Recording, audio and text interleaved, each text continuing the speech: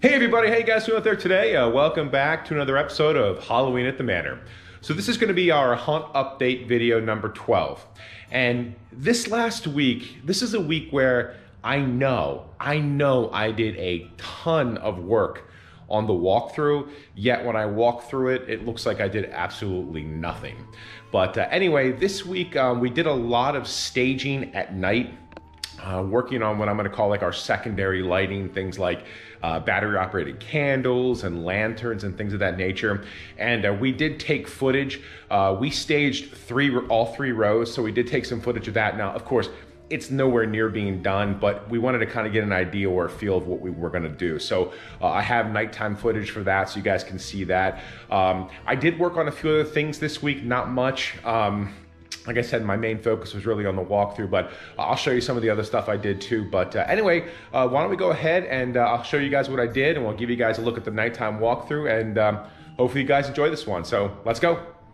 All right, guys, so it finally stopped raining here after like 4 or 5 days, and I have been able to get the gargoyle stands out, and I think they'll actually look really cool here on the front porch. Vanessa even said we should probably just keep these up all year long, but I just don't think that they would last. But these things look really good with the over the front door facade, and I just think it gives the front stoop kind of like what I said it was needing, is some kind of details. So I'm really happy with the way this came out.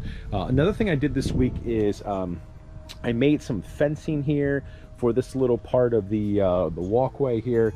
I had all these finials left over, and I basically just kind of wanted to use them up, so I made this fencing. It's the exact same style of fencing that's in the back part here of our graveyard cemetery. Not sure if I'm going to make another small piece to go here. I do have maybe like 8 finials left. Might just make something small here to kind of enclose it in. Another thing that I've been thinking about is I don't know if I'm going to leave the scarecrow out here. I think I'm going to take him in. I think I'm going to replace him with the reaper, and then the cauldron with the fake burning embers. I like him a lot. I just don't think he goes with what the rest of the yard kind of has out here. So I think we're going to take him down and replace him with the reaper. My thought was maybe have the reaper here, the cauldron, and maybe 2 cloaked guys on each side of him to kind of have like 3 guys here. The other thing I thought too was on Halloween night, maybe Vanessa could be one of the cloak guys and then just stand there. Then when the kids, come up the driveway and come down this pathway, she can just walk towards them and give them candy. I think that would kind of freak people out too. But anyway, that's just kind of my thoughts and what I was thinking about doing. All right, guys, I wanted to show you this real quick. This is a daytime shot of our third and final row in the walkthrough. And honestly, Vanessa and I really didn't know what to do with this row. And then I came up with the idea to take plastic drop cloth and hang it from these rafters up here, and then use a heat gun on it to make it look like spider webs. And I think it came out really cool. We did it on every other rafter. And then what we also did was we let a little bit hang down, so when people walk through, it'll hit them on the head, and it gives that creepy vibe. The other thing that we did too is I took some fake plastic chain and I linked it to all of the corpse skeletons here along this row. And not only is it add like the creepy effect, but it's actually functional too. It's keeping them from falling over. So all I did was I just put some hooks in here and screwed them in, and then just fed the thing through. So I really like the way this looks. We're definitely going to do more to this row, but I like the way that this the plastic drop cloth looking like spider webs looks. I will take some footage tonight to show you. I also did another thing on this row. I actually originally had this light up here shooting down.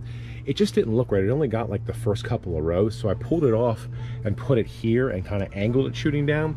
And last night when I came out, this whole thing was lit up and it looked really good. So what I'm going to do is tonight I'll come out here and I'll give you guys some footage of this this third and final row here. All right, guys, so we've been doing some staging here, and I wanted to give you guys a closer look at this first row here. So this is kind of what we think we're going to do with this. We have all the cloak guys down the row. We have these lanterns that we got from at home that I hung. And then at the very end, we have the widow. So we have her at the very end here. And Vanessa ordered all of these candles off of Amazon. So this is like a really creepy scene here. And we're thinking about adding some more candles here, and we're definitely going to probably put cloth, like creepy cloth or some kind of cloth, all over this first row that you saw.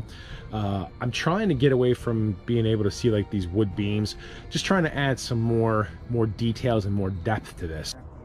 All right, guys, so let's take a look at the second and the third row. We've been doing some staging on here as well. So when they come around this row, they're gonna have this creepy vampire here, which looks absolutely awesome with the blue light. Then they turn the corner here, and here are all the vampire props that you've already seen me make. So here's the one big guy here, and then we have the other one. And then what we did was I added some shelves here and put some candles on here. And these candles Vanessa got on Amazon. It works perfectly lighting up this guy's face. You can't see it on the camera too well, but he's got this like perfect glow on his face from these candles. It's awesome. And then we're talking about putting something else hanging on the wall here. It's another animatronic. We don't have that out here tonight. And then they'll come down here, and I really like this scene a lot right here. I added some vines to the coffin today. We threw up some creepy cloth. I added some more vines here. And then this little stand here, I built this stand. It's just a white stand here that we can put candles on. So we're gonna have these candles on here too, which looks really good. So to start the third row, we're going to have an animatronic here in the corner, Miserable Marie from Spirit Halloween, and we're going to have her set on motion so that when people come around the corner, she'll go off. And she's pretty creepy. She's like a zombie prop. And then I took some video of this for you guys today during the daylight, and honestly at nighttime it looks really, really cool. This the plastic drop cloth to look like spider webs. It looks really good. I'm actually really happy with it. Like I mentioned earlier in the video, we really didn't know what to do with this, and when I came up with this idea, I really like it. I really think it looks good. This is my first time seeing it at nighttime in the dark with the red light hitting it. It just looks really cool, and kind of happy with it. Then we have all the skeletons here. And we are going to do more to this, of course. Probably going to put some like some creepy cloth probably here on the wall with some vines, and probably put some over here too as well. Come down here, and at the very end of the aisle here we have, and you saw this today already, we have the facade that I made. And like I mentioned, I had the light up there and I moved it here, and I just think it works better. It hits the whole thing, and I just really like the blue on it. And then what I did was kind of as a safety precaution, I put one of the cloak guys here because I didn't want anybody like banging their head on the corner of this thing. And it's actually turned out to be really cool because Vanessa said, as you're walking down the aisle here, you really don't know if this guy is real or not because he's just kind of standing here. And I also have I left the arms on this guy when he was a clown prop last year, so he looks like he has his arms folded under there, that he could actually be a real guy. So that's pretty cool. And then finally, in the corner here, either myself or Vanessa is going to be here. Will be the final scare. The only thing I'm worried about, and the only thing I have to kind of play with is I don't want anybody smacking into the side of the wall here or the side of the walkthrough. So I don't know if I'm going to put like a piece of plywood here or something so that they can kind of bounce out of here. I don't know, but I just don't want anybody getting hurt. But there's still a lot more work to do.